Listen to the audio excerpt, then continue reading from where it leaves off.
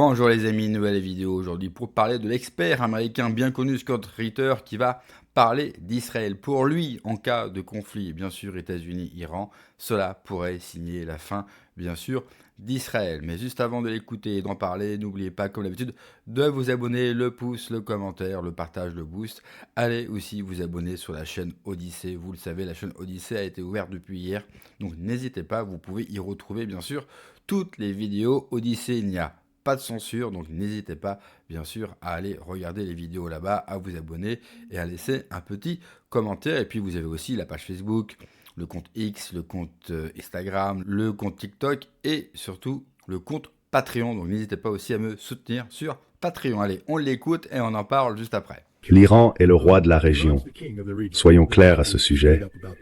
L'Iran a la capacité d'interrompre à volonté toute la production énergétique de la région. De plus, l'Iran est en mesure d'infliger des dommages terribles aux bases militaires américaines, y compris la possibilité de tuer des centaines, voire des milliers de soldats américains.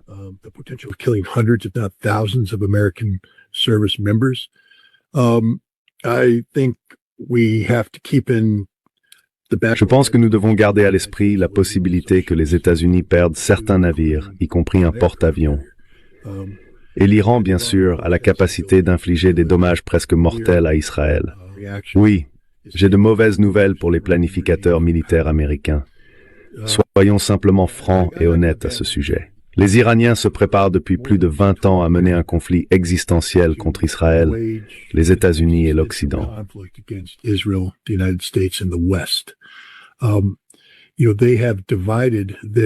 Ils ont divisé leur nation en districts militaires et administratifs autonomes, partant du principe qu'une frappe de décapitation pourrait viser Téhéran. Non pas qu'elle éliminerait la direction, mais elle pourrait couper la capacité de celle-ci à communiquer avec les différentes régions de l'Iran. Ainsi, les Iraniens ont construit des villes souterraines et des postes de commandement capables de superviser indépendamment leurs zones désignées. Ils peuvent également continuer à résister aux ennemis, qu'il s'agisse de ceux qui menacent l'Iran de l'intérieur ou de ceux qui l'attaquent de l'extérieur. Le gouvernement iranien dispose même d'une ville enfouie à Mashhad. The Iranian government has a buried city in Mashhad.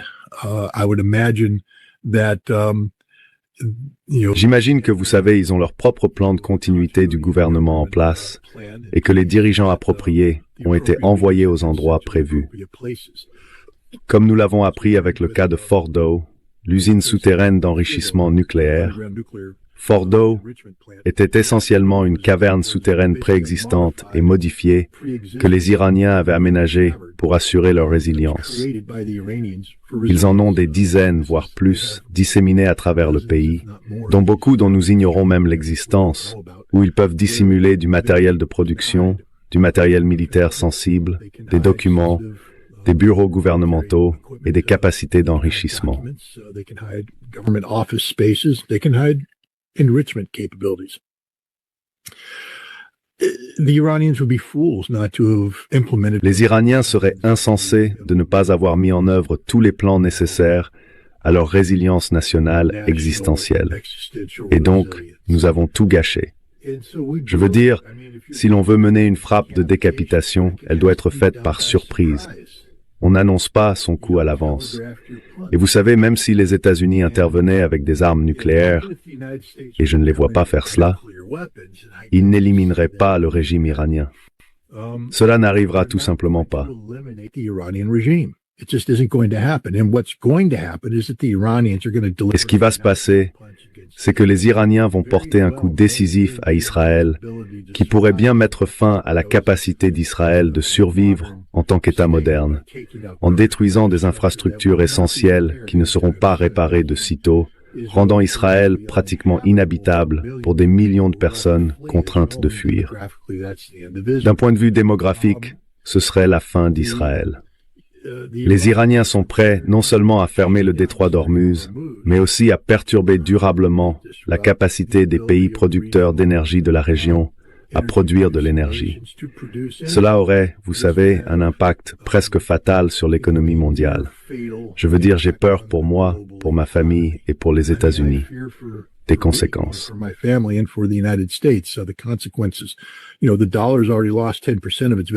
Vous savez, le dollar a déjà perdu 10% de sa valeur au cours de l'année écoulée. Nous envisageons la possibilité d'un effondrement total du dollar. Et vous savez, les prix de l'énergie sont hors de contrôle et cela aura des répercussions à l'échelle mondiale. J'ai peur pour vous parce que je sais que la Norvège produit sa propre énergie, mais vous savez, vous serez également touchés par cela. C'est la conséquence de tout cela.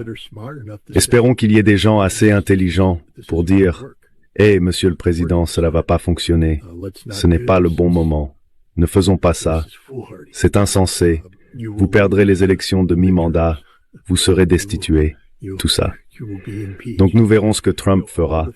Mais pour l'instant, il semble que tout soit en train d'être mis en place pour mener une attaque militaire majeure contre l'Iran.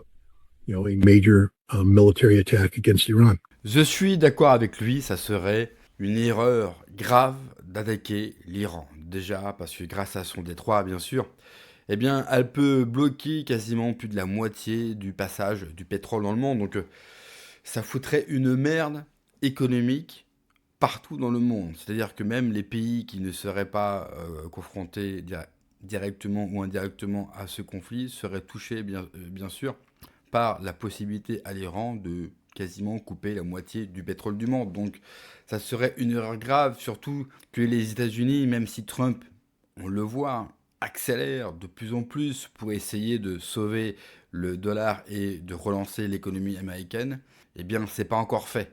Donc je suis pas sûr que ce soit extrêmement judicieux pour les États-Unis que d'aller rentrer dans un conflit avec l'Iran, même si on voit bien que le but c'est pas forcément de changer de régime, c'est de récupérer leurs réserves de pétrole.